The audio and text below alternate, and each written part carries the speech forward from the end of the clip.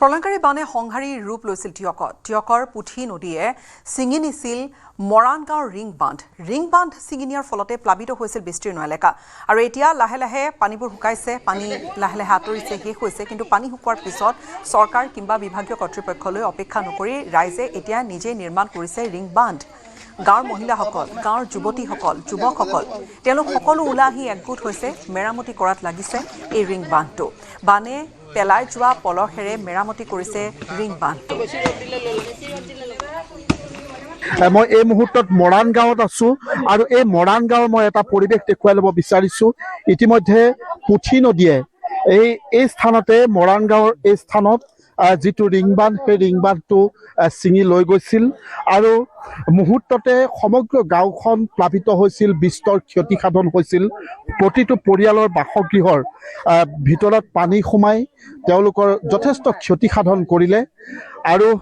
পানী পুঠি নদীত কিছু পানী কমাৰ লগে লগে এই গাঁৱৰ ৰাইজে একত্ৰিত হৈ এতিয়া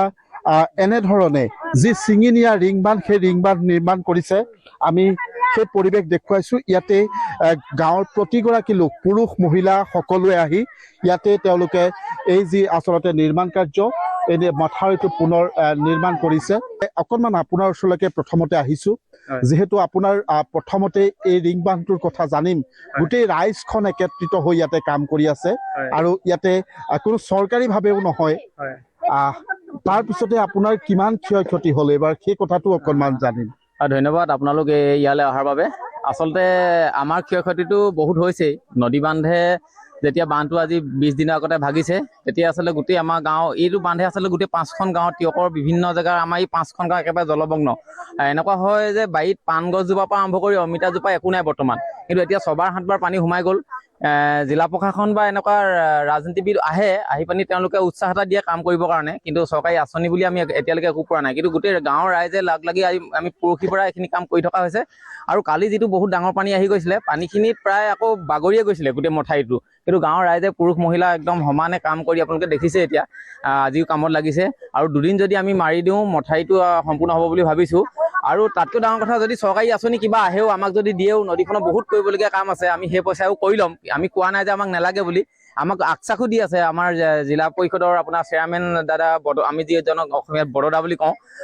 ৰজিত দা তেওঁ আহি আছে আমাৰ ইয়াতে আহি দেখাও দিয়েহি আৰু তেওঁ আমাক সাহস দিয়ে কৰিবলৈ কিন্তু চৰকাৰী আঁচনিবিলাকতো তেনেকুৱা নহয় আমি পাম নেপামটো এটা বেলেগ কথা কিন্তু ৰাইজে একত্ৰিত হৈ কামখিনি কৰি আছে আৰু অকল মোৰ বাৰী বুলি নহয় আপোনালোকে জানেই আমি খেতি হিচাপে আমি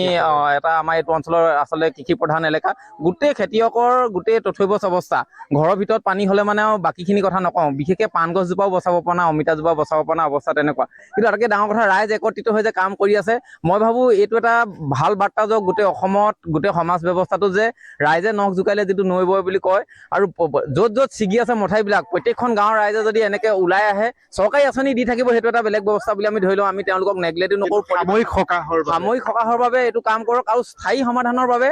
আচলতে নৈখন আমি ৰাইজে কৰিব নোৱাৰিম সেইটো কাম সেইটো হয়তো বিভাগে কৰিব লাগিব তাৰ বাবে এতিয়াই সৰজমিন তদন্ত কৰি পানি এইবিলাক আচলতে আঁচনি লৈ থওক আৰু কামবিলাক ধাৰাবাহিক গতিৰে কৰি থওক ৰাইজে তেতিয়া কিন্তু ৰাইজখনৰ ভাল হ'ব বুলি ভাবোঁ